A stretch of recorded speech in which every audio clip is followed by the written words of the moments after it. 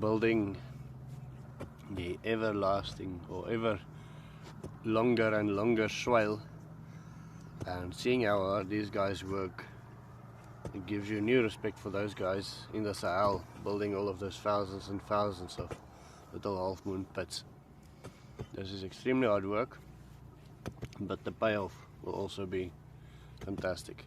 So all of this over here will turn green and into a food forest not long from now. There's already small trees coming up, trees that will later turn into a canopy. Lucas and Simon, there's a lady, Fiona. Okay. She says I must say hello. Hello. Hello. Fiona, thank you very much for your support. These guys are really something. They work very hard to make this work, and I appreciate your comments always. And as you all know, I work for comments, so remember to comment when you see something that you would change and something that you would adjust.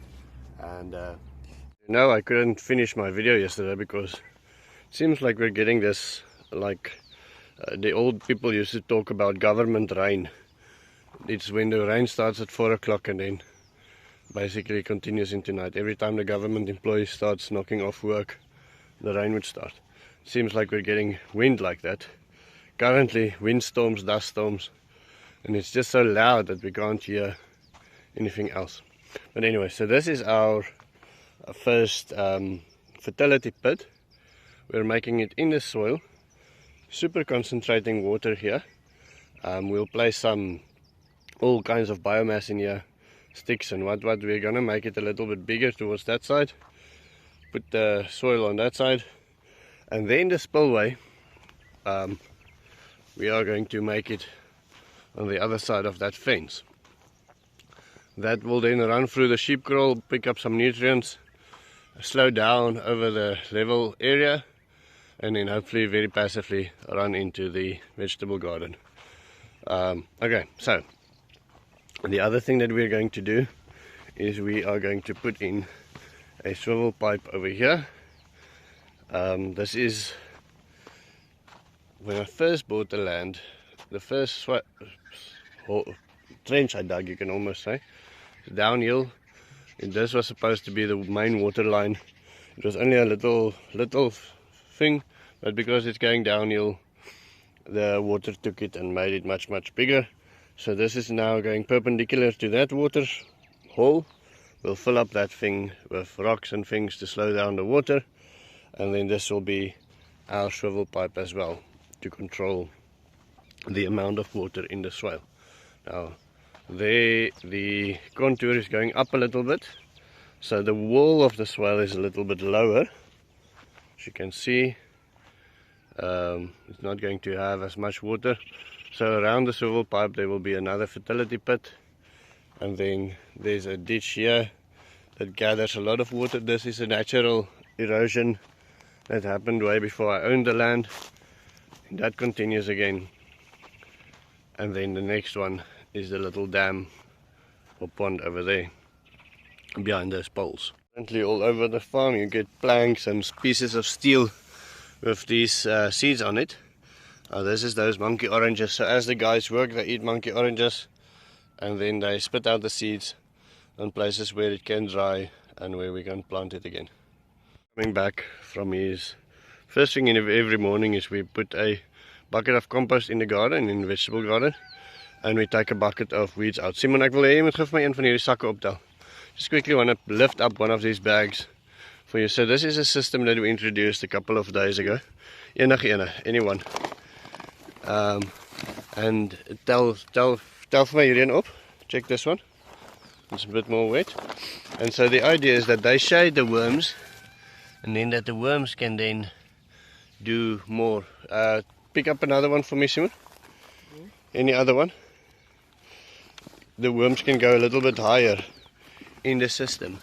So you get worms that go all the way up, and eventually they will also move into these bags where we just planted moringa. So normally we plant these things under a shade cover, but now they have become the shade. Our weather is nice, they're very able to live outside for now, and so for now we are using them as shade for our worm pile. So our Muscovy ducks as well found a new hiding spot